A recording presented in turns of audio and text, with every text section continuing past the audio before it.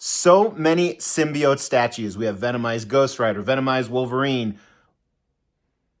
Almost forgot his name. Venomized Michael Jordan, apparently. Anyway, let's see what the best symbioted pieces of all time are. Is that good? It's good. There's more.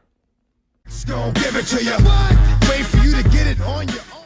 If it seems like I've done this subject before, it's because I have. I've owned over 75 venomized or symbioted characters, and my collection is finally refined down to 25. So this should be the last time I'm doing the countdown, and I did a little bit of a cheat, but forgive the lighting, forgive the sound, forgive the camera. Let's dive in. Here's my cheat. Number 25 is actually two of them. They're the two that I have on order that haven't arrived.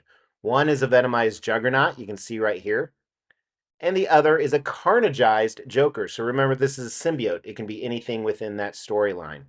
Now, knowing that, stay tuned because I will have detailed reviews of every single one. I don't have one of number 24, this Hot Toys life-size Venomized Groot.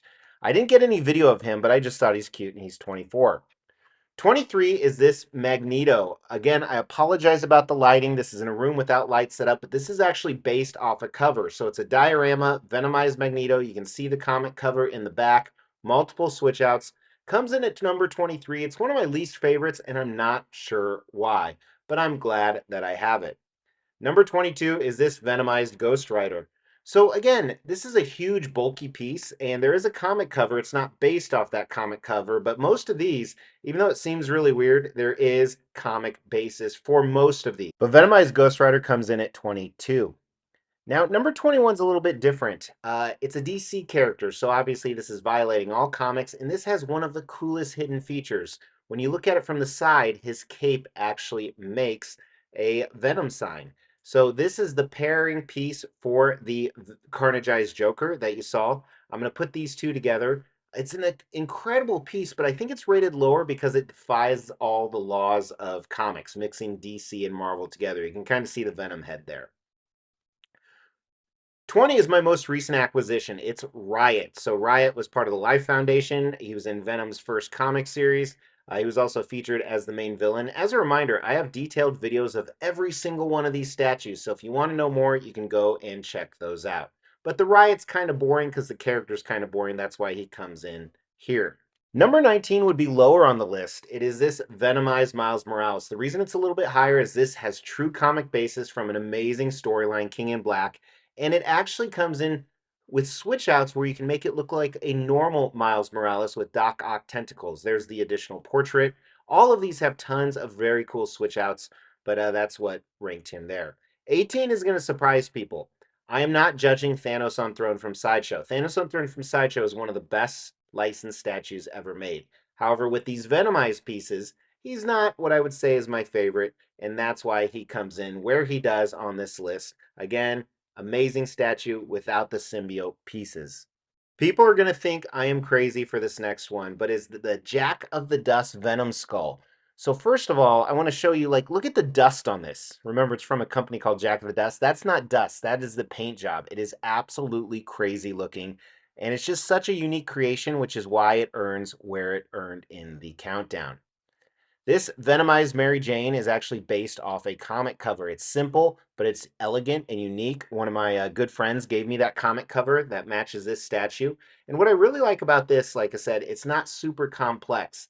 I think this is one of the first symbioted characters I ever got in statue form. Again, I apologize. The lighting just brings out all this dust that's there. Some of it's real dust, some of it's not.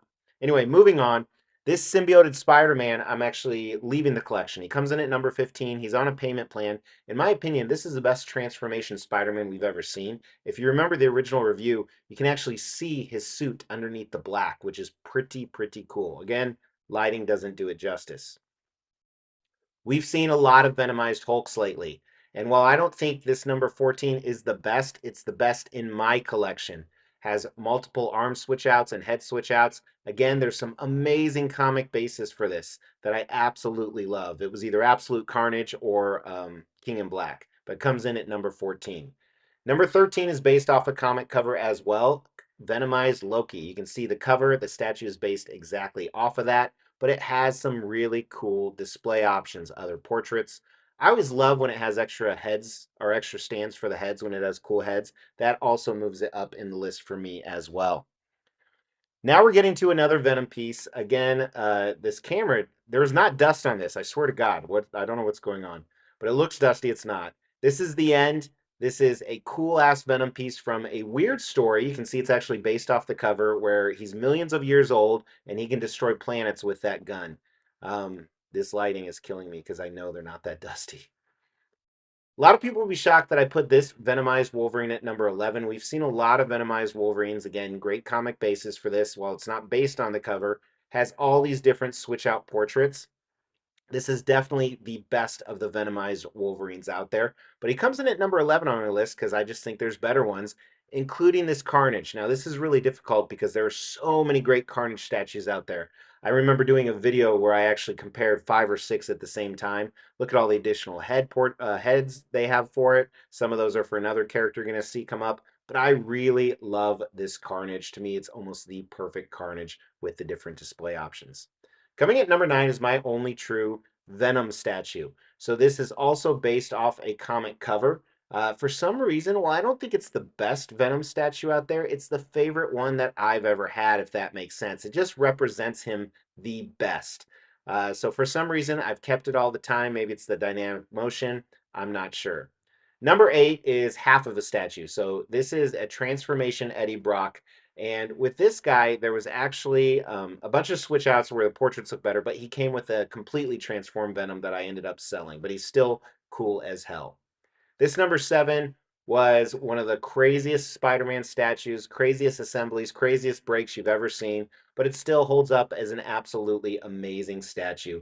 Rarely do people try and do something so dynamic, and it's done really cool, really well, which is why it earns a spot at number 7 on the countdown.